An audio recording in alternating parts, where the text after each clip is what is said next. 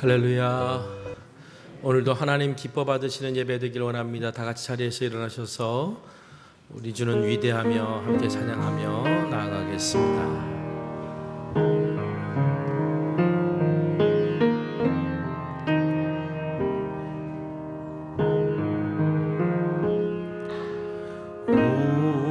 우리 주는 위대하며 능력이 많으시도다. 그의 지혜 무궁하며 인자는 영원하도다. 상한 자를 고치시며 상처를 싸매시도다. 별들의 수를 세시며 이름을 붙이셨도다. 그가 구름으로 하늘을 덮으시며 땅을 위하여 비준비하시니 예루살렘아 여호와를 찬송할지어다. 내 하나님을 감사함으로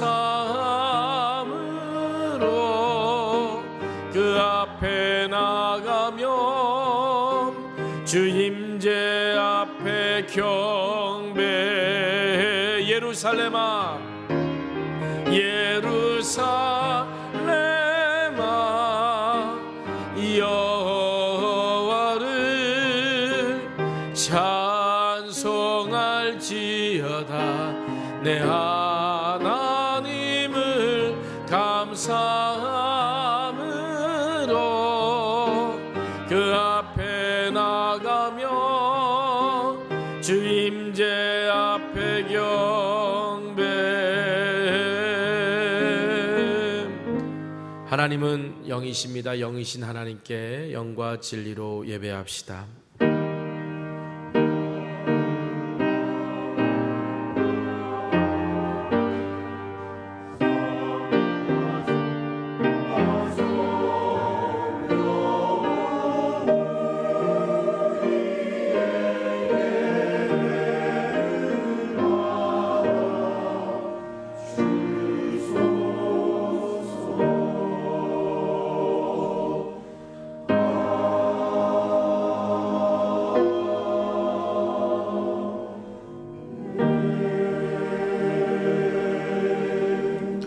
찬송가 15장 찬송하겠습니다.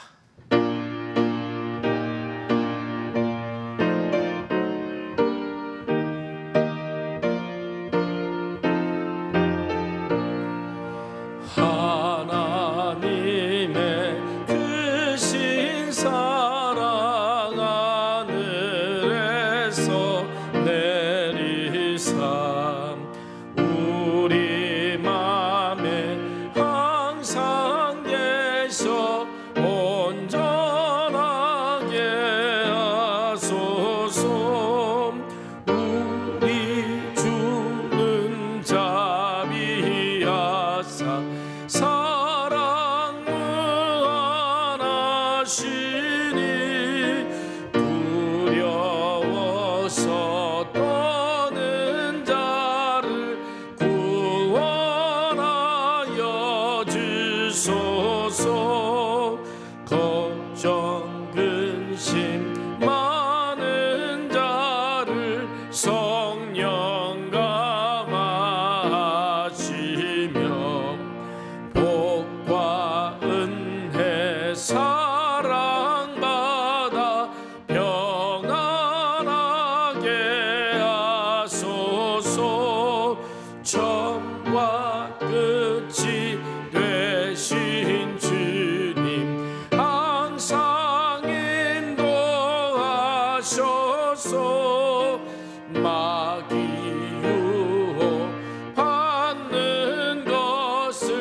속히 끊게 하소서. 전능하신 아버지여 주의 능력 주시 우리 맘에 임하셔서 떠나가지 마소서. 주께 영광 항상 돌려 천사처럼 섬기며 주의 사랑 영영토록 찬송하게 하소서. 우리들이 거듭나서 흠이 없게 하시고 주의 크신 구원받아 온전하게 하소서. 영광에서 영광으로 천국까지 이르러 크신 사랑 감격하여 경배하게 하소서. 아멘. 사도신경으로 우리의 신앙을 고백합니다. 전능하사 천지를 만드신 하나님 아버지를 내가 믿사오며 그 외아들 우리 주 예수 그리스도를 믿사오니 이는 성령으로 잉태하사 동정녀 마리아에게 나시고 본디오 빌라도에게 고난을 받으사 못 박혀 죽으시고 장사한 지 사흘 만에 죽은 자 가운데서 다시 살아나시며 하늘에 오르사 전능하신 하나님 우편에 앉아 계시다가 저리로서 산자와 죽은 자를 심판하러 오시리라. 성령을 믿사오며 거룩한 공회와 성도가 서로 교통하는 것과 죄를 사하여 주시는 것과 몸이 다시 사는 것과 영원히 사는 것을 믿사옵나이다. 아멘.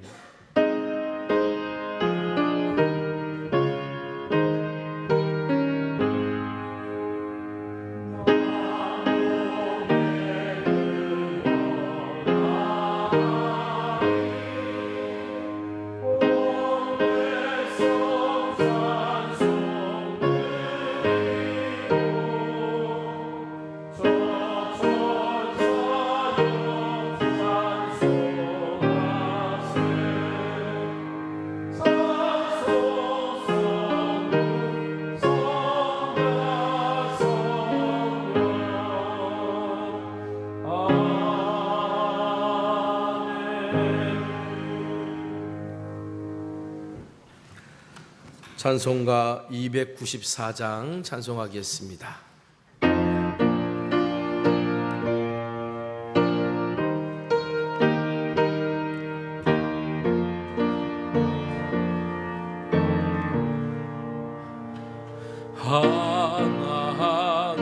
하나님은 외아들을 주시는데 까지 세상 사람 사랑하니 참 사랑이로다.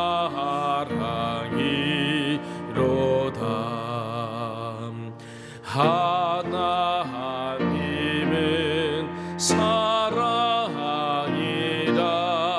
죄악에 빠졌던 우리까지 사랑하니 참 사랑 아닌가. 하나님을 배반하고 멀리 떠나 우린 원수같이 대적하나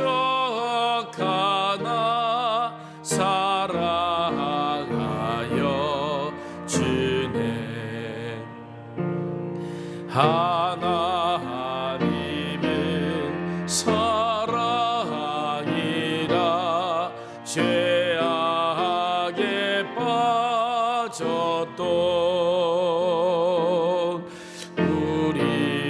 우리까지 사랑하니 참 사랑하니까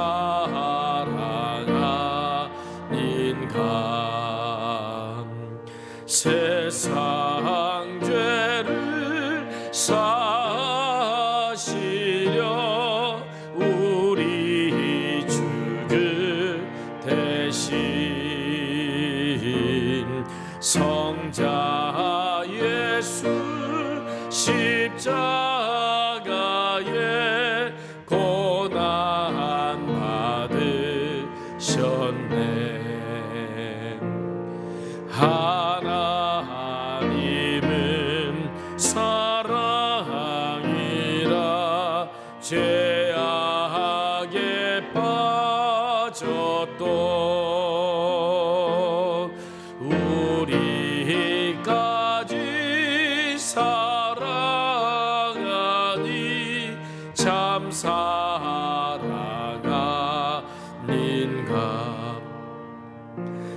이 사랑에 감사하여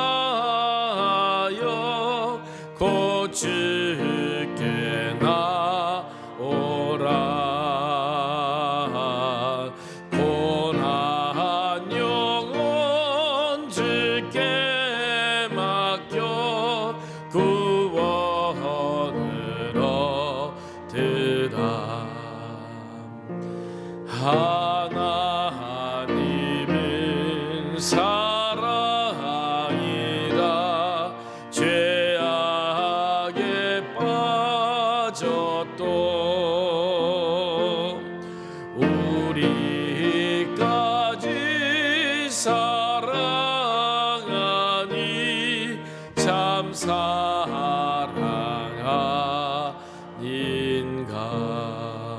아멘.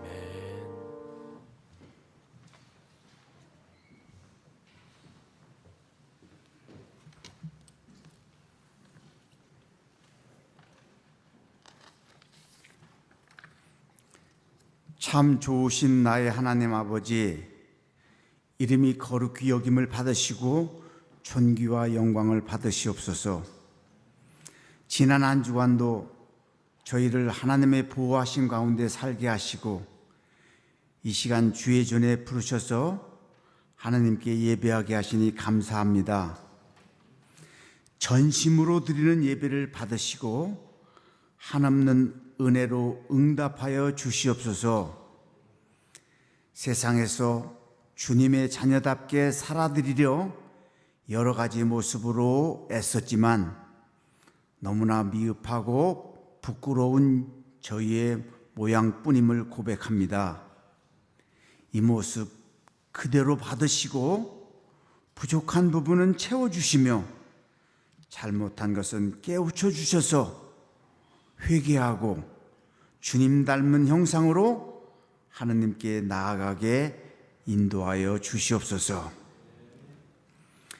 여호와께서 시내산에서 모세에게 말씀하여 이스라엘 백성과 맺은 언약과 규례를 그들이 어기어 바벨론을 막대기로 사용하셔서 율법을 저버린 유대 백성의 비참하고 처참한 모습을 에레미야 선지자를 통하여 깨닫고 회개하여 회복하기를 하나님의 백성에게 촉구하셨습니다.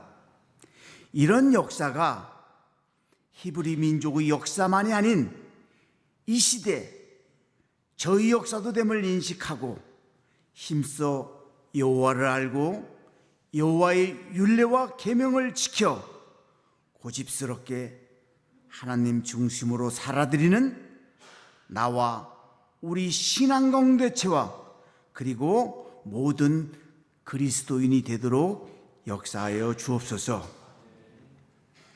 지난 주간은 어린이 주일로 지켜 예배하게 하신 주님, 우리의 자녀와 다음 세대들에게 하나님이 주시는 복을 구하도록 가르치고 하나님의 형상으로 지음받은 우리의 모습이 구속사적 회복의 은총으로 주신 복을 받아 누리는 영육의 평안한 삶을 살아드리는 은혜를 내려주시니 감사하나이다.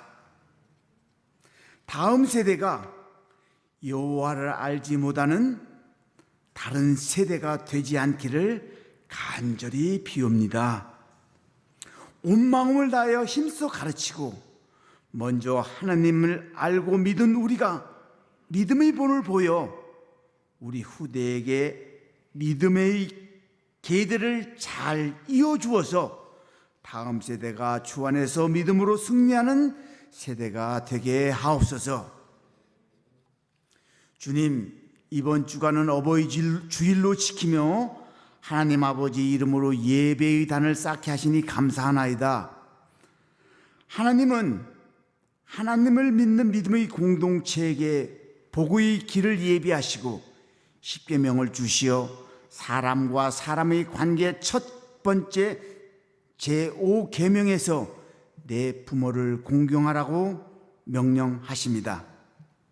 성경은 너를 낳은 아비에게 청종하고 내 어미를 경히 여기지 말지니라. 잠언 23장 22절.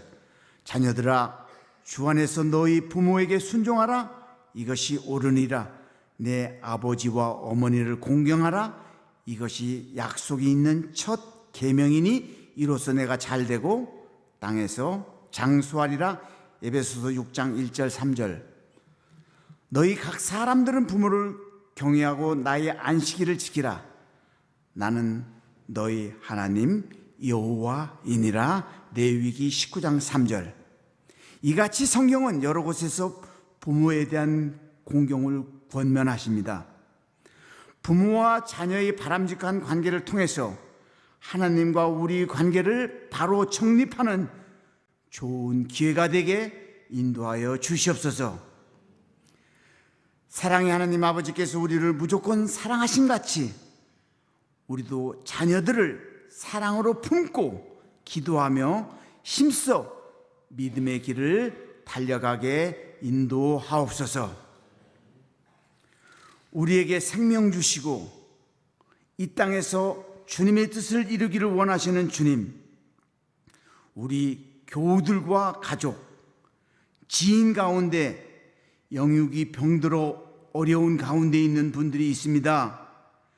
주님의 긍휼히 여기심으로 친히 안수하셔서 깨끗게 나음을 입어 온전히 회복시켜 주셔서 여호와 라파 주님을 간증하며 찬양하게 하옵소서. 우리 성천교회 교우들, 갓난 아이부터 연로하신 어른들까지 모두 항상 건강하고 세상을 살아가는 관계 안에서 어려움 당하지 않게 하시며 믿음 안에서 행복하게 인도하여 주시옵소서. 이 시간 겸손히 주님께 주실 말씀을 기다립니다. 오늘 주님의 말씀을 대언하실 김인종 담임 목사님께 새롭게 기름 부어 주셔서 성령 충만하게 하옵소서. 선포되는 말씀이 살아 운동력 있는 은혜의 양식으로 우리의 심령과 골수를 쪼개어 우리의 삶을 은혜롭게 변화시킬 수 있게 하옵소서. 주님, 주의 말씀이 꿀보다 더 달아 내 발에 등이온 내 길에 빛이 되게 하옵소서. 담임 목사님과 가정에 주님의 은혜가 가득하여서 항상 강건하고 시원한 소식만 있게 하옵소서. 부목사님과 가정에도 한없는 주님의 사랑과 감사가 넘치게 하옵소서. 곡조 있는 기도로 올려드리는 할렐루야 찬양대의 아름다운 찬양을 기쁘게 받으시고 풍성한 은혜로 응답하여 주옵소서. 교회 이곳과 저곳에서 수고하고 헌신하는 모든 분들에게 하늘의 신령한 복과 땅의 기름진 복을 내려 주시옵소서. 모든 영광 여호와 하나님께만 올려드리며 우리를 죄에서 구원하신 예수 그리스도의 거룩한 이름으로 간절히 기도합니다. 아멘. 하늘에 계신 우리 아버지여, 이름이 거룩히 여김을 받으시오며 나라가 임하시오며 뜻이 하늘에서 이루어진 것 같이 땅에서도 이루어지이다. 오늘 우리에게 일용할 양식을 주시옵고 우리가 우리에게 죄 지은 자를 사해 준 것 같이 우리 죄를 사해 주시옵고 우리를 시험에 들게 하지 마시옵고 다만 악에서 구하시옵소서. 나라와 권세와 영광이 아버지께 영원히 있사옵나이다. 아멘.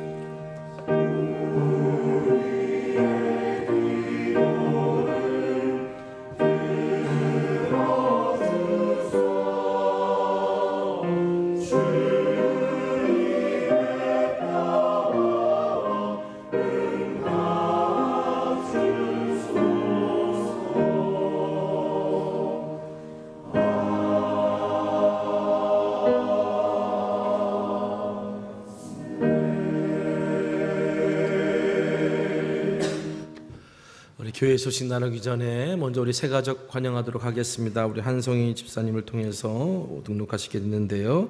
우리 가족이 등록했습니다. 우리 김은용 성도님, 김민정 성도님, 그리고 우리 자녀 김하원, 김시온 이렇게 있습니다. 네, 우리 박수로 맞아주시면 좋겠습니다. 네, 감사합니다. 네, 우리 예배 후에 우리 사가족실에서 우리 인사하도록 하겠습니다. 앉아주셔도 될 것 같아요. 자, 우리 교회 소식 나눕니다. 오늘 어버이 주일로 드립니다. 우리 예배 끝나고 이제 나아가실 때 교회에서 꽃바구니 하나를 준비했어요. 뭐 당연히 어르신들도 받지만 가정별로 하나씩 이렇게 다 드릴 거예요. 부모님 전해드려도 되고, 그리고 우리 이 꽃 바라보면서 또 이제 우리가 가족을 위해서 또 기도했으면 좋겠습니다. 우리 속회 신방 및 대신방 계속해서 진행되고 있고요. 대신방 받기 희망하시는 가정들은 우리 속장님 통해서 또 사역지원실로 통해서 연락 주시면 되겠습니다. 우리 여선교회 서울연합회 선교대회가 5월 18일 목요일 날 오전 10시부터 오후 1시까지 빛가운 교회에서 있습니다. 여선교회 회원들 기억해 주시고 차량 운행하니까 많이 참석해 주시기를 바랍니다. 자, 우리 한 주간도 편안하셨습니까? 자, 오늘 이 시간 서로 축복하는 시간 갖도록 하겠습니다. 우리 바라보시며 당신은 하나님의 언약 안에 있는 축복의 통로입니다. 오늘 이 시간 서로 축복하는 시간 갖도록 하겠습니다.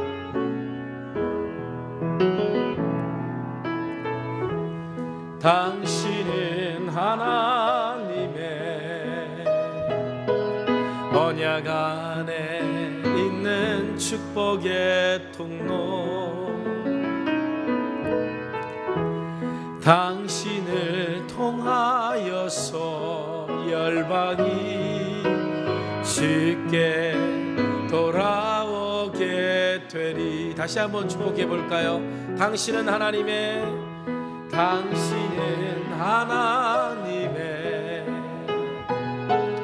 언약 안에 있는 축복의 통로,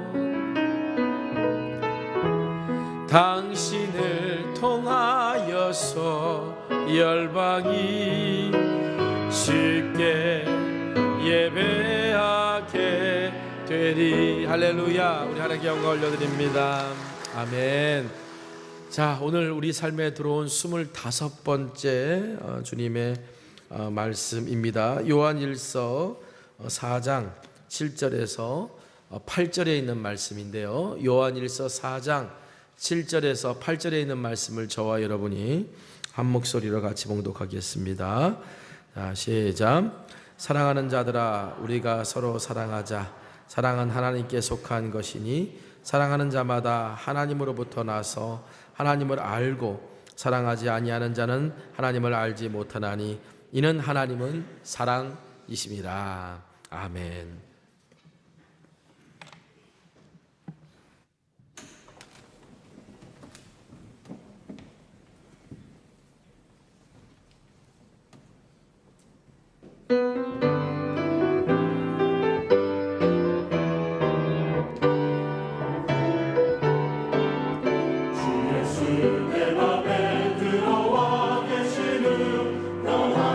내 사랑 새 사랑 되고 내가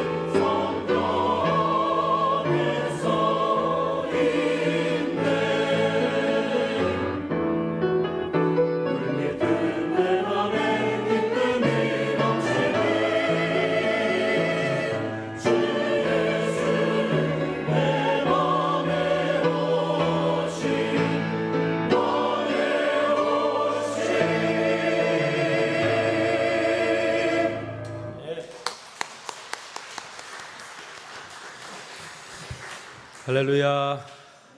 우리 지난 주일은 어린이 주일로 지켰고 오늘은 어버이 주일로 이렇게 지킵니다. 5월은 흔히 가정의 달이라고 하죠. 하나님께서 우리 가정을 우리에게 허락하시고 또 부모님의 사랑을 우리에게 깨닫게 하시고 그리고 그것에 대해서 감사할 수 있는 그런 오늘이 되었으면 좋겠습니다. 장례식을 이제 가서 장례를 집례할 때 제가 꼭 드리는 말씀이 몇 가지가 있어요. 그 중에 하나가 만남은 선물이다라는 것입니다. 선물이라고 하는 건 그냥 주는 거잖아요. 그래서 선물입니다. 그리고 선물이라고 하는 것은 좋은 것이잖아요. 특별히 부모와 자식 간의 그 만남이야말로 하나님이 주신 특별한 선물입니다. 그냥 주어진 거잖아요. 그런데 하나님이 우리에게 귀한 만남을 허락하셨기 때문에 특별한 선물이라 할 수 있어요. 여러분, 선물에는 의미가 있고요. 선물에는 추억이 있고요. 선물에는 정성과 감동이 있고요. 선물에는 스토리가 담겨져 있습니다. 그래서 이 만남이 선물이라고 하는 이 놀라운 이야기를, 의미를 깨닫게 되면 오늘 우리가 장례를 이렇게 치르는 가운데 내가 부모님을 떠나보내도 그 이별에 대한 상실감을 그 장례 애도의 기간에 감사와 은혜로 채워갈 수 있어요. 그리고 남아있는 이 가족들에게도 이게 우리 만남이 선물인데 이 감사를 하지 못했구나라는 걸 깨닫게 되고 그래서 그 선물 같은 만남을 소중히 여길 수 있게 됩니다. 그래서 저는 요즘 장례식 첫 예배 때 유족들에게 숙제를 드려요. 고인은 내게 어떤 선물이었나? 그거를 한번 장례 기간 동안 생각해 보시라고.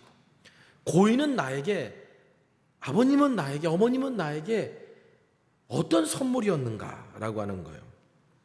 그리고 장례가 마칠 때쯤 시간이 되면 가족들과 함께 나누도록 그렇게 합니다. 여러분, 물론 만남에는 좋은 만남만 있는 것이 아니에요. 또 좋은 만남도 항상 좋지만은 않아요. 왜냐하면 오늘 우리가 완전한 사람들이 아니기 때문에 그렇습니다. 또 자녀를 향한 부모님의 사랑이 아무리 크다 할지라도 여러분 그 사랑도 완전하지 않아요. 왜냐하면 부모님도 완전하지 않기 때문이죠.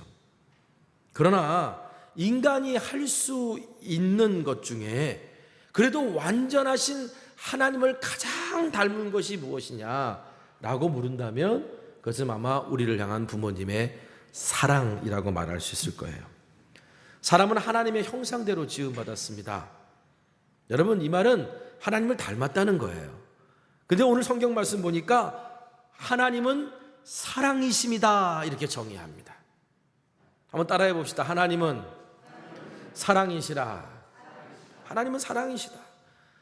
그렇다면 우리가 하나님의 형상 따라 우리가 지음받았다면 오늘 우리는 어떤 존재로 지음받은 거냐면 사랑하는 존재로 지음받은 거예요. 문제는 인간이 죄로 인해 타락했잖아요. 하나님의 형상대로 지음받았지만 죄로 인해 타락했잖아요. 우리의 본성이 사랑일진데 그 죄로 인해 타락함으로 말미암아 우리의 본성인 사랑도 변질되고 왜곡되게 됐어요. 그래서 사랑하지 말아야 될 것을 사랑하게 되고 그리고 잘못된 방법으로 사랑하게 된 거예요. 여러분, 세상에 사랑이 없는 사람은 없습니다. 야, 저 사람 정말 사랑 없어. 어떻게 저렇게 사랑이 없는 사람이 있어? 라고 말할지 모르지만 여러분 그 사람을 가만히 보면 사람을 향해서 사랑이 없는지는 몰라도 돈은 정말 사랑할 거예요. 그렇죠? 또 뭐 내가 어떤 권력은 정말 사랑할 겁니다. 내 자식은 정말 사랑할 거예요. 쾌락은 정말 사랑할 거예요. 근데 문제는 우리가 뭔가를 사랑하는데 잘못된 것을 사랑하게 되는 게 문제죠. 또 내가 누군가를 사랑한다고 하지만 정작 사랑의 대상을 내가 막 소유하려고 들고 자기의 필요를 채우는 대상으로 여기며 심지어는 사랑한다는 이유로 사랑하는 대상에게 폭력을 행사하기도 합니다. 이건 잘못된 사랑을 하는 거겠죠.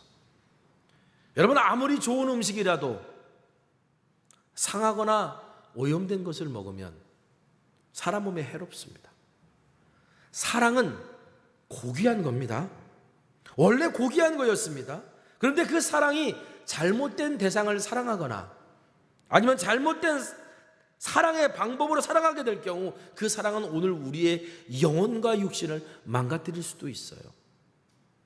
여러분, 하나님을 사랑해야 되는 그 사랑을 가지고 돈을 사랑해 보십시오. 하나님을 사랑해야 되는 그 사랑을 가지고 자녀들을 사랑해 보세요. 하나님을 사랑해야 되는 그 사랑을 가지고 뭐 다른 것들을 사랑해 보면 그게 뭐가 돼요? 우상이 되는 거예요. 이성 간에 사랑하는 방법이 있어요. 그럼 이성을 향해 사랑하는 그 사랑의 방법을 동성을 향해 사랑하는 데 쓴다면 뭐예요? 이건 그 사랑이 왜곡되고 변질된 거예요. 상한 음식이 사람을 병들게 하듯이 변질되고 왜곡된 사랑은 사람의 영혼에 결국 상처와 아픔을 남기게 됩니다. 여러분, 부모님의 사랑은요, 하나님의 사랑을 가장 많이 닮은 인간의 모습이기도 하지만 여러분, 부모님도 사실은 완전하지 않아요. 그렇잖아요. 부모된 여러분들도 보면 내가 자녀들 향해 완전한 부모든가요?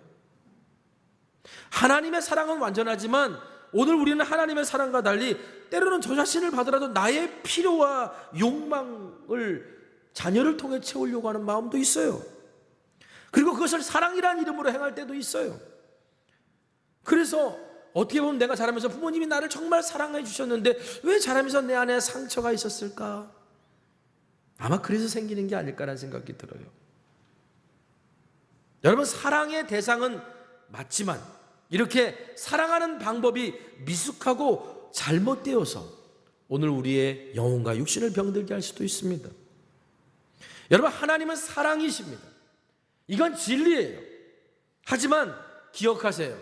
사랑이 하나님은 아니에요. 하나님은 사랑이시지만 사랑이 하나님이 될 수는 없어요. 사랑이란 이름으로 하는 행동이 모두 선이고 모두 진리가 아닐 수 있다는 얘기입니다. 거짓을 사랑으로 포장한다고 여러분 그게 진리가 됩니까? 그것은 잘못되고 왜곡된 사랑을 우리에게 흘려보내는 걸 거예요. 그래서 C.S. 루이스가 이런 말을 했어요.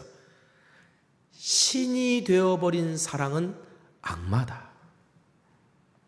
사랑이 하나님의 자리에 오를 때 그건 결국 악마가 된다. 그래서 사랑은 둘이 아니라 셋이 해야 된다는 말도 있습니다. 무슨 말이냐면 사람과 사람 사이에 그 사랑에는 하나님이 계셔야 된다는 거예요. 보세요. 에덴 동산에서 아담과 하와 사이에 하나님이 계실 때는요, 그 가정은 완전한 가정이었어요. 그런데 아담과 하와 사이에 하나님이 계시지 않을 때 어떤 문제가 발생했습니까? 죄의 유혹의 대상이 되었고 죄를 전가하는 대상이 되지 않았습니까? 하나님과 사람 사이에 하나님이 계시지 않은 그 빈틈에 결국 누가 들이차요? 디아블로스가 뭐예요? 마귀라는 뜻이거든요. 이 마귀라는 뜻의 이름이 뭐냐면 사이에 낀 자라는 뜻이에요. 그러니까 사람과 사람 사이에 하나님이 계셔야 되는데 사람과 사람 사이에 마귀가 들어오게 되더라는 거예요. 여러분, 그러므로 우리의 사랑이 온전해지려면 부부 사이에 하나님이 계셔야 돼요. 그리고 부모와 자녀 사이에도 사이에 하나님이 계셔야 되고요. 우리의 영적 공동체, 영적 가족이라 불리는 이 신앙 공동체, 오늘 우리의 만남과 그 만남 사이에도 뭐예요? 하나님이 계셔야 돼요. 그래야 오늘 우리 안에 있는 사랑이 왜곡되지 않고 서로를 향해 하나님의 사랑을 흘려보내는 통로가 될 수 있는 겁니다. 요한일서 4장 7절 8절 오늘 본문 말씀 다시 한번 읽어볼까요? 같이 읽겠습니다. 시작. 사랑하는 자들아 서로 사랑하자. 사랑은 하나님께 속한 것이니 사랑하는 자마다 하나님으로부터 나서 하나님을 알고 사랑하지 아니하는 자는 하나님을 알지 못하나니 이는 하나님은 사랑이십니다. 사랑하는 자들아, 여러분 서로 사랑하라는 오늘 이 말씀은 누구에게 준 거냐면 믿지 않는 사람들에게 준 말이 아니에요. 믿는 우리들에게 준 거예요. 사랑하는 자녀들아 라는 말입니다. 사랑하는 자녀들아. 여러분, 믿는 우리들에게 가지고 있어야 우리가 보여줘야 될 사명이 하나 있어요. 우리 믿는 우리들이 서로 사랑을 통해서 사람들에게 하나님의 있음을 알게 해주는 거예요. 여러분, 서로 사랑을 통해 우리는 하나님을 아는 겁니다. 그리고 서로 사랑을 통해 하나님께 속한 자임을 보여주는 겁니다. 서로 사랑을 통해 하나님께로부터 난 사람인 것을 알려주는 겁니다. 그래서 우리 예수님께서도 이렇게 말씀하셨어요. 요한복음 13장 34절에 35절 같이 읽을까요? 자, 시작. 새 계명을 너희에게 주노니 서로 사랑하라. 내가 너희를 사랑한 것 같이 너희도 서로 사랑하라. 너희가 서로 사랑하면 이로써 모든 사람이 너희가 내 제자인 줄 알리라. 여러분, 신앙 공동체 그리스도인들이 우리가 해야 될 그 서로 사랑은 바로 거기서 하나님을 알고 하나님께 속하고 하나님께로 더 낫다라고 하는 그 증거인데, 이걸 통해서 사람들이 어떻게 해요? 우리가 하나님의 사람들이라는 것을 알게 될 거라는 거예요. 여러분, 예수님이 주신 새 계명처럼 그리스도의 몸된 교회는 서로 사랑으로 세워집니다. 그런데 이 성도의 서로 사랑은 나의 의지로 하는 사랑이 아니에요. 세상에서는요, 관계가 탁 깨지면 안 보면 그만이죠. 그리고 보지 말라고 그럽니다. 보네포 목사님이 그런 말씀하셨어요. 그리스도인의 진정한 교제는 깨어지고 난 후부터 시작한다. 믿지 않는 사람들은 관계가 딱 깨어지면 안 보면 그만이에요. 여러분, 오늘 우리의 사랑의 한계, 내 의지의 한계에 더 이상 못 참아, 그러고서 끊어진 그곳에 우리는 그 관계를 더 이상 만나지 않으면 그만이에요. 그런데 그리스도인들은 달라. 그리스도인들의 서로 사랑은요, 내 사랑의 한계 끝에서부터 비로소 그리스도의 사랑이 시작되거든요. 그래서 그리스도의 사랑으로 서로를 사랑하는 것, 이게 그리스도인들의 진정한 교제라는 거예요. 여러분, 그러므로 성도의 사랑은 내 의지로 하는 것도 아니고 내 힘으로 하는 것도 아니에요. 성도의 사랑은 바로 이거예요. 여기서부터 시작해요. 로마서 5장 5절 한번 같이 읽어보겠습니다. 자, 시작. 우리에게 주신 성령으로 말미암아 하나님의 사랑이 우리 마음에 부은 바 됨이니. 성도의 사랑은 하나님의 마음이 우리에게 부어짐으로 시작되는 거예요. 하나님의 사랑이, 여러분, 하나님이 우리에게 사랑을 얼마나 부어주실까요? 찔끔. 제가 가끔씩 말씀드리잖아요. 어릴 때 그게 상처였던 것 같아요. 저는 참기름에 고추장에 해서 밥 비벼 먹는 거 되게 좋아하거든요. 다른 거 안 해도 돼요. 그것만 주면 돼요. 그런데 할머니가 꼭 이렇게 참기름을 주실 때 왜 이렇게 기름을 덜 주려고 막 그렇게 막 기름을 막 거벽을 이렇게 짜서 떨궈 주잖아요. 여러분, 하나님이 우리에게 사랑을 부었을 때 그렇게 부어 주실까요? 쏟아 부어 주시는 거예요. 쏟아 부어 주세요. 그런데 여러분, 우리의 마음 그릇은요, 솔직히 말하면 어떨 때는 간장 종지보다 작잖아요. 이 간장 종지보다 작은 이 마음 그릇에 하나님의 사랑을 부어주시면 흘러넘치게 돼 있어요. 결국 오늘 우리의 성도의 사랑은요, 하나님의 사랑이 우리 안에 부어져서 흘러넘친 것 같고 사랑하는 거예요. 여러분, 흘러넘치도록 부어주시는 거, 이건 우리가 잘나서 부어주신 게 아니라 선물입니다. 은혜라는 거예요. 여러분 보세요. 그러면 하나님의 이 사랑의 선물이 그러면 언제 우리에게 부어진 걸까요? 내가 하나님 믿고 하나님 보시기에 예쁜 사람으로 살아가, 말씀대로 순종하며 살아가, 그거 보시고 하나님께서 사랑을 부어주신 걸까요? 우리 한번 성경 봅시다. 로마서 5장 8절 읽겠습니다. 자, 시작. 우리가 아직 죄인 되었을 때 그리스도께서 우리를 위하여 죽으심으로 하나님께서 우리에 대한 자기의 사랑을 확증하셨느니라. 우리가 언제? 죄인 되었을 때. 우리가 죄인 되었을 때 이미 하나님은 우리를 먼저 사랑하셨다. 하나님의 사랑이 부어졌다고. 그리고 그 하나님의 사랑이 부어진 그 사랑이 무엇인지를 분명하게 보여주시는 분이 있어요. 그분이 바로 예수님이에요. 자, 요한일서 4장 9절 10절 오늘 본문 말씀 그 다음부터 나오는 말씀 한번 같이 읽어보겠습니다. 자, 읽습니다. 시작. 하나님의 사랑이 우리에게 이렇게 나타난 바 되었으니 하나님이 자기의 독생자를 세상에 보내심은 그로 말미암아 우리를 살리려 하심이라. 사랑은 여기 있으니 우리가 하나님을 사랑한 것이 아니요 하나님이 우리를 사랑하사 우리 죄를 속하기 위하여 화목제물로 그 아들을 보내셨습니다. 아멘. 자, 오늘 9절 말씀 보니까 하나님의 사랑이 우리에게 이렇게 나타났다. 이렇게 나타났다. 다시 말하면 예수님이 오신 십자가 사건을 통해 우리를 향한 하나님의 사랑이 나타났다는 거예요. 그러니까 우리가 정말 진정한 사랑을 배우려면 누구에게 사랑을 배우면 돼요? 예수님에게 배우면 돼요. 자, 그런데 오늘 이 시대의 사람들은 사랑을 누구에게 배울까요? 어디서 배울까요? 여러분, 우리 아이들은 사랑을 어디서 배울까요? 보니까 드라마에서 배우더라고요. 유튜브에서 배우고요. 뭐 넷플릭스나 뭐 그런 데서 배우더라고요. 그래서 막 이상적인 뭔가를 그려놓고, 아니면 정말 뭐 헛된 뭐 이런 것들을, 그런 것들을 사람들이 꿈꾸고 바라더라고요. 여러분, 그래서일까? 사도 바울은 사랑에 대한 찬가를 부르면서 가장 먼저 한 말이 뭐래요? 사랑은 오래 참고. 성경은 사랑은 오래 참는 거라고 가르칩니다. 그런데 세상에서는 사랑을 오래 참는 거라고 가르치지 않아요.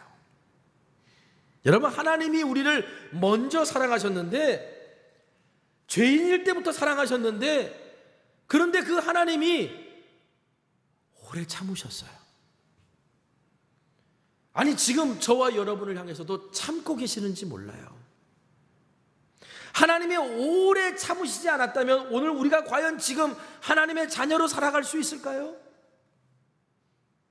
여러분, 또한 하나님이 우리를 사랑하시는데 우리가 하나님의 사랑을 받을 짓을 해. 간혹 가다가 보면 막 이쁜 짓 하는 아이들이 있잖아요. 사랑받을 짓을 해서, 그런 행동을 해서 하나님이 우리를 사랑하신 걸까요? 그렇지 않아요. 하나님이 어떤 분이신지 누구보다 잘 알고 계시는 분이 예수님이에요. 예수님이 하나님을 우리에게 설명할 때, 비유로 드실 때 꼭 하나님을 아버지라고 비유를 들었어요. 하나님은 이런 아버지와 같다라고 비유를 들었단 말이에요. 그 중에 하나가 돌아온 당자 이야기예요. 한 집안에 큰아들이 있고 둘째 아들이 있었습니다. 근데 둘째 아들이 자꾸 아버지에게, 아버지 내 몫을 주세요 라고 자꾸 요청하는 거예요. 자신의 기업이죠. 그런데 당시 유대인들에게 이건 말도 안 되는 이야기였거든요. 아버지가 버젓이 살아계신데 내 몫을 달라니, 아버지가 죽은 것처럼 여기겠다, 뭐 이런 말과 같은 거였거든요. 그러니까 아버지가 당연히 처음에는 안 좋겠지만 그 아들이 자꾸 쪼르니까 어쩔 수 없이 그 아들에게 몫을 줘요. 근데 그 아들이 그걸 받자마자 아니나 다를까 아버지를 떠나버립니다. 당연하죠. 아버지가 없는 존재처럼 여기겠다라고 자기 몫을 달라고 했던 아들이었으니 그 몫을 받으니까 그냥 아버지 곁을 떠나서 멀리 외국으로 갑니다. 그런데 그 돈을 그냥 금방 다 날려먹어요. 그리고는 거지가 됩니다. 먹고 살 길이 막막해요. 그래서 그가 한 일이 뭐냐면 돼지를 치는 일을 돕는 거였어요. 유대인들에게 돼지를 치는다는 것은 부정한 일을 한다는 거고 인생의 가장 밑바닥 갈 때까지 갔다는 걸 의미하는 거였어요. 그런데 그가 돼지를 칠 수밖에 없었던 이유가 뭐였냐면, 그래도 돼지를 치면 돼지가 먹는 쥐염 열매가 있어요. 그 돼지 사료죠. 그거라도 먹을 수 있었거든요. 그거라도 먹을 수 있으니까. 여러분, 왜 둘째 아들이 아버지께 돌아올 생각을 안 했을까요? 아버지 내 목 달라고 말해놓고 그걸 다 탕진했는데 무슨 면목으로 돌아가요? 성공해서 돌아가고 싶었죠. 잘 돼서 돌아가고 싶은 마음이 있었겠죠. 그런데 돼지가 먹는 쥐염 열매나 그거라도 있으니까 사실은 돌아갈 마음이 없었던 거예요. 먹고는 살 수 있으니까. 그러다 가뭄이 왔어요. 이제는 돼지도 먹을 게 없으니까 사람 먹을 걸 끊어버리네. 더 이상 이제 살 수가 없는 거예요. 그러자 이 둘째 아들이 생각합니다. 아버지께 가야 되겠다. 그런데 아버지가 나를 받아줄 일 없어. 그러니 아들이 아니라 종으로 받아달라고 해야지. 아버지를 몰라도 너무 몰라요. 성경에 보면 그 아버지는 그 아들이 나간 다음에 걱정이 돼가지고 매일같이 나와서 아들을 기다렸던 아버지였어요. 그래서 아들이 아버지한테 오는데 아니나 다를까 아버지가 아들이 오는 것을 보고서 버선발로 뛰어나갑니다. 근데 보세요. 돼지를 치다가 온 아들이에요. 온 몸에서 돼지 오물 냄새가 났겠죠. 그런데 굶었고 뭐 그랬으니 거지도 그런 거지가 없었을 거예요. 아버지가 막 달려오다가 아유 얘야 냄새가 그게 뭐냐, 깨끗이 씻어라, 그러면 내가 안아줄게, 이러셨나요? 아니죠. 그 냄새나는 몸을 그대로 껴안고 그 볼에 키스하고 아들아 라고 하면서 아들의 위치로 올려주는 거예요. 여러분, 하나님이 우리를 사랑하신 것은 우리가 의로워서가 아니에요. 우리가 하나님의 자녀이기 때문이에요. 십자가 해산의 고통으로 낳은 아들이요 딸이기 때문이에요. 그래서 하나님이 우리에게 모든 것을 쏟아 부으신 거예요.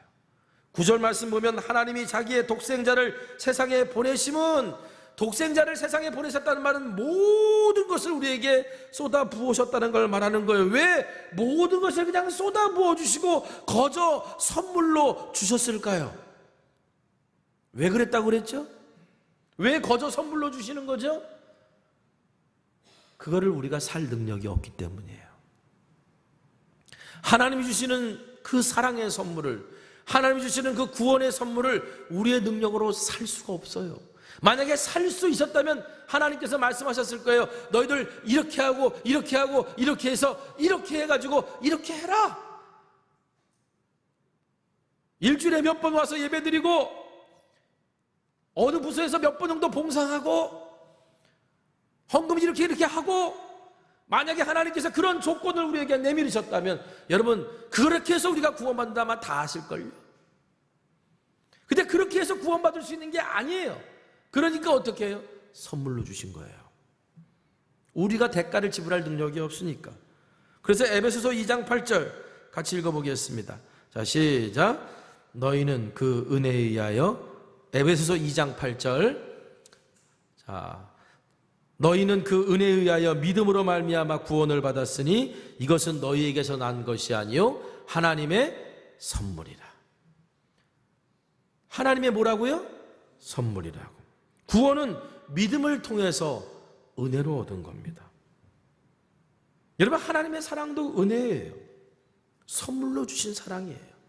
하나님의 사랑은 선물로 주신 사랑이고요, 우리의 사랑은 필요에 의한 사랑일 때가 많아요. 거기서 자유롭지 못합니다. 그렇다면 하나님께서 왜 우리에게 선물로 사랑을 주셨을까? 9절 말씀 볼까요? 9절 말씀. 그로 말미암아 우리를 살리려 하십니다. 우리를 살리기 위해서 선물로 주신 거예요. 여러분, 사랑의 목적과 본질이 뭐냐?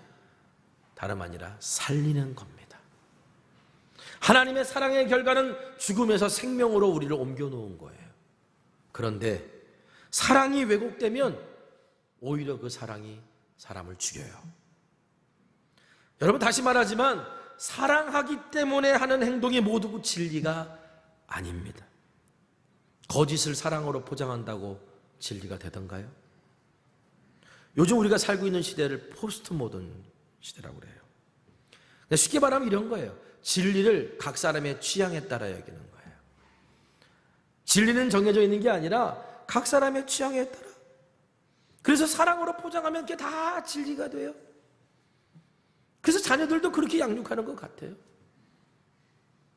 그런데 여러분, 우리가 알아야 될 게, 진리는 내가 결정할 수 있는 게 아니고요, 진리가 나를 결정하는 거예요. 만약에 진리를 내가 결정할 수 있다고 그런다면요, 오늘 이거를 부인하는 거예요. 인간은 다 죄인이라는 사실을 부인하는 거예요. 진리에 비춰봤을 때 내가 죄인인 거고, 내가 구원받은 자가 되는 거지. 내가 진리를 결정할 수 있는 게 아니에요. 여러분, 우리가 지금 역사를 통해 배워야 될 필요가 있어요. 인간에 대해서 막 낙관적일 때, 인간은 모든 것을 할 수 있고 모든 것을 다 할 수 있다라고 말하는 때에 그 끝은요, 항상 1차 세계대전, 2차 세계대전 전쟁이었어요. 그리고 그제서야 인간의 밑바닥을 보고 난 다음에야, 야, 우리가 죄인이구나, 우리는 할 수 있는 게 없구나 라고 하면서 그제서야 하나님을 다시 찾는 게 인간의 역사예요. 여러분, 그러므로 내가 좋아하는 것을 선택하는 게 아니라 하나님의 뜻에 맞는 것을 선택하고 가르치는 것, 이것이 성경적인 교육관이고 오늘 우리가 진리에 따라 살아가는 사람들의 모습입니다. 그런데 안타까운 것은 예수 믿는 우리들도요, 사랑을 그 예수님께 배우려고 하지 않고 점점 세상에서 배우려고 하는 것 같아요. 자, 요한일서 4장 4절 5절 말씀 한번 같이 읽어볼까요? 같이 읽겠습니다. 시작. 자녀들아, 너희는 하나님께 속하였고 또 그들을 이기었나니 이는 너희 안에 계신 이가 세상에 있는 자보다 크심이다. 그들은 세상에 속한 고로 세상에 속한 말을 하매 세상이 그들의 말을 듣느니라. 여러분, 하나님의 자녀들은요, 누구의 말을 들어요? 하나님의 말을 들어요. 그럼 세상에 속한 사람들은 누구의 말을 들어요? 세상에 속한 말을 들어요. 분명히 말하지만 진리 없는 사랑은 사랑이 아닙니다. 사람을 살리는 것은 사랑이 아니라 사실은 진리예요. 그런데 여러분, 사랑이 없는 진리도 온전하지 않아요. 사랑이 없는 진리는 폭력으로 바뀌기가 쉬워요. 그래서 어떻게 보면 사랑은 어려워요. 이 시대는 이 두 가지를 다 가지고 있어요. 진리가 없는 사랑을 진리라고 자꾸 우기는 사람들이 있고요, 진리를 말하면서 사랑이 없는 사람들이 있어요. 그래서 사람들을 혐오하고 폭력으로 내모읍니다. 그럼 우리는 진정한 사랑을 어디서 찾을 수 있을까? 오늘 요한 사도가 이렇게 말합니다. 10절 말씀 볼까요? 같이 읽겠습니다. 시작. 사랑은 여기 있으니 우리가 하나님을 사랑하는 것이 아니요 하나님이 우리를 사랑하사. 자, 요한 사도는 분명하게 정의합니다. 사랑은 여기 있다. 그게 뭐냐? 우리가 하나님을 사랑한 게 아니라 하나님이 먼저 우리를 사랑하셨다. 우리의 모든 사랑의 시작은 여기서부터 시작돼야 되는 거예요. 여러분, 우리가 착한 행동을 하고 거룩한 삶을 살아가는 건 구원의 조건이 아닙니다. 그건 구원의 결과지. 마찬가지로 내가 하나님을 사랑하고 하나님의 이웃을 사랑하는 것은 하나님의 사랑을 받는 조건이 아닙니다. 내가 하나님의 사랑을 받은 결과지. 여러분, 오늘 우리가 이 사랑을 알아야 돼요. 하나님의 사랑을 받는 자가 뭔지를 알아야 돼요. 가만히 보면 참 안타까운 것은 하나님의 사랑을 받으려고 막 애쓰고 노력하고 발버둥 치는 분들이 있어요. 어떻게든지 하나님 앞에 인정 좀 받으려고 막 쓰는 분들이 계세요. 근데 여러분, 성경은 우리가 하나님의 사랑을 받으려고 발버둥 치라고 얘기하지 않습니다. 성경은 오늘 우리에게 하나님의 사랑을 이미 받은 자라고 얘기합니다. 이것의 차이는 엄청나게 커요. 보세요. 내가 하나님의 사랑을 받고자, 뭔가 인정받고자 막 애쓰는 사람들의 동기가 뭐예요? 결핍이에요. 상처예요. 그래서 그것을 채우려고 내가 하나님의 사랑을 받으려고 해요. 이런 신앙은 열매가 없어요. 그런데 하나님의 사랑을 받은 자임을 믿은 사람은 그 동기가 뭐예요? 무슨 일을 하든지 하나님의 사랑이에요. 하나님의 사랑이 내게 왔기 때문에 그냥 감사함으로 그렇게 살아가는 거예요. 이런 사람들의 삶에는 열매가 있어요. 여러분, 이 차이만 우리가 알고 신앙생활해도요, 우리의 믿음 생활은 정말 완전히 달라질 겁니다. 내가 하나님의 사랑을 받으려고 발버둥 치는 사람들 보면, 같이 일하다 보면 서로에게 막 상처를 줘요. 그런데 하나님의 사랑을 받은 자로서 살아가는, 그래서 감사함으로 하는 사람들 보면 주변 사람들을 풍요롭게 하고 그들에게 사랑을 베풀어요. 여러분, 오늘 우리는 하나님의 사랑을 받은 사람으로서 그렇게 살아가야 돼요. 그래서 사도 바울도 이렇게 말합니다. 에베소서 5장 1절에서 2절 우리가 한번 같이 읽어봅시다. 시작. 그러므로 사랑을 받는 자녀같이 너희는 하나님을 본받는 자가 되고 그리스도께서 너희를 사랑하신 것 같이 너희도 사랑 가운데 행하라. 그는 우리를 위하여 자신을 버리사 향기로운 제물과 희생제물로 하나님께 드리셨느니라. 자, 사도 바울이 뭐라고 말해요? 하나님의 사랑을 받으라고 말해요? 아니죠. 하나님의 사랑을 받은 자녀같이. 그리스도의 사랑을 받으라고 말해요? 아니요. 그리스도의 사랑을 받는 자녀같이 너희는 이렇게 행하라. 여러분, 우리가 하나님의 사랑을, 그 조건 없이 부어주시는 사랑을 내가 받았음을 믿고 고백하는 사람은요, 감사함으로 그 사랑을 흘려보내고 그리고 그 사랑을 주시는 하나님이 어떤 분인 줄 알고 하나님을 아는 복을 누리는 인생이 됩니다. 하나님의 사랑을 가장 많이 닮은 사랑, 그 사랑을 부모님의 사랑이라 그랬어요. 어떻게 보면 우리가 하나님의 형상대로 지음받은 존재라는 사실을 우리는 부모님의 사랑으로부터 깨달아요. 헌신적으로 부어주시는 그 사랑. 여러분, 그 사랑에 우리가 보답할 수 있는 것은 감사하는 겁니다. 마찬가지로 그것을 통해서 우리는 봐야 돼요. 하나님의 사랑을. 우리에게 끊임없이 부어주시는 그 하나님의 사랑 앞에 우리가 어떻게 살아가야 돼요? 감사하며 그 사랑을 흘려보내는 인생으로 살아가야 돼요. 오늘 어버이 주일을 맞아서 부모님의 사랑을 기억하고 감사하며 우리도 하나님의 사랑을 흘려보내는 존재로 살아가기로 결단할 수 있는 하나님의 사랑받은 자녀로 살아가는 저와 여러분 되시기를 간절히 축복합니다. 기도하겠습니다. 우리 말씀 붙들고 함께 기도하길 원합니다. 하나님, 오늘 내 삶에 하나님의 사랑을 흘려보내는 자 되길 원합니다. 그리고 무엇보다도 참 못난 난데 이 못난 나를 사랑해 주시는 그 하나님, 변함없이 사랑해 주시는 그 하나님을 내가 알고, 그리고 그 사랑이 하나님의 사랑인 것을 우리에게 보여주시는 그 귀한 은혜를 내가 깨닫고 이 땅에서 하나님의 사랑받는 자로 살아가기를 원합니다. 오늘 시간 고백하고 결단하는 이 시간 되기를 원합니다. 다 같이 기도하겠습니다. 거룩하신 아버지 하나님, 오늘 우리가 하나님의 사랑받은 자녀임을 고백합니다. 하나님의 사랑을 받으려고 발버둥 치는 인생이 아니라 이미 하나님의 사랑은 우리에게 부어줬음을 알고 그것에 감사하며 하나님의 사랑받은 자녀처럼 살아가는 오늘 우리가 될 수 있도록 인도하여 주옵소서. 오 하나님, 하나님의 사랑을 그래도 가장 많이 닮은 사랑이 우리에게 흘려보내주신 부모님의 사랑입니다. 이것을 통해 우리가 감사하면서 한편으로 오늘 그 사랑을 통해 우리를 향해 하나님이 쏟아부어 주시는 그 사랑이 얼마나 큰지를 알게 하소서.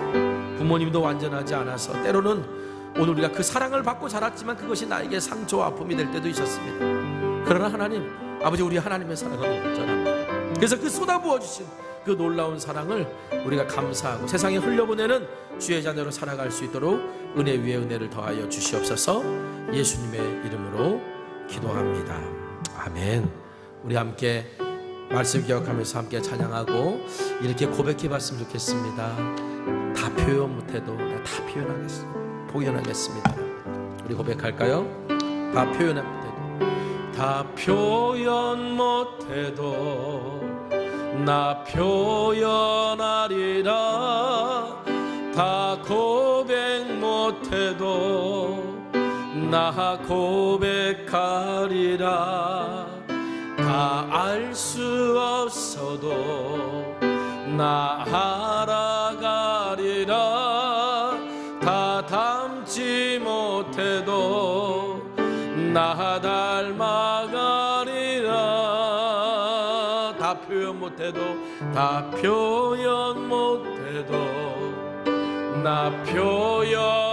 표현하리라. 다 고백 못해도 나 고백하리라. 다 알 수 없어도 나 알아가리라. 다 담지 못해도 나 닮아가리라.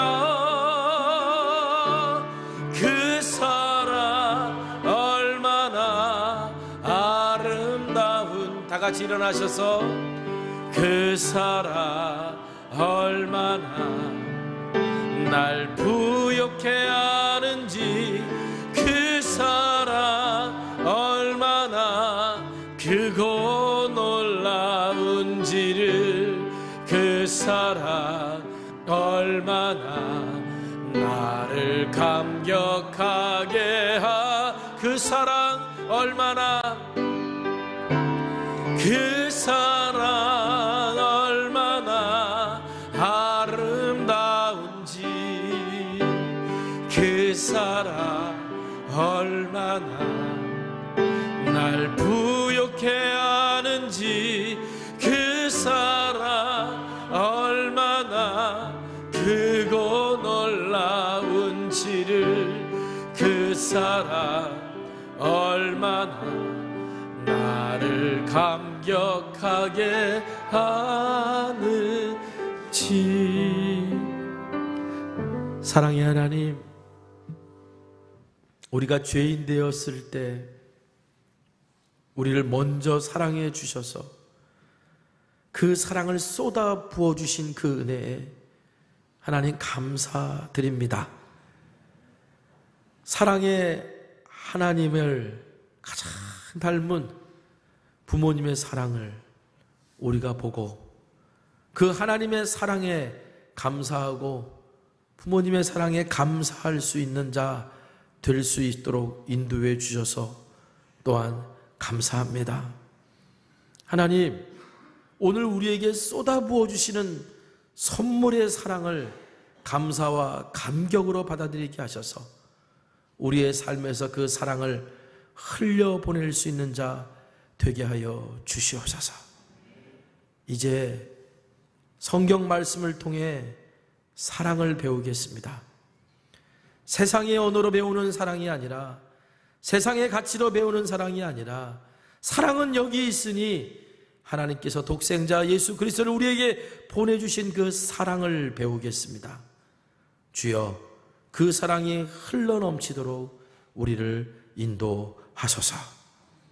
주 앞에 드려진 귀한 예물, 감사의 고백과 소원의 예물에 하나님께서 응답하여 주시옵시고 매일의 삶에서 우리를 향한 풍성한 사랑을 경험하고 찬송하고 감사하는 인생 될 수 있도록 복 내려 주옵소서. 지금은 우리 주 예수 그리스도의 크신 은혜와 하나님 아버지의 무한하신 사랑하심과 성령님의 감화감동 내주하심의 은혜와 은총이 우리가 죄인 되었을 때 이미 먼저 사랑해 주신 그 하나님의 사랑에 감사하며 그 사랑을 흘려보내는 주의 자녀 되기를 결단하는 주의 백성들을 위해 지금부터 영원까지 함께하여 주시옵기를 우리 구주 예수님의 이름으로 축원합니다. 아멘.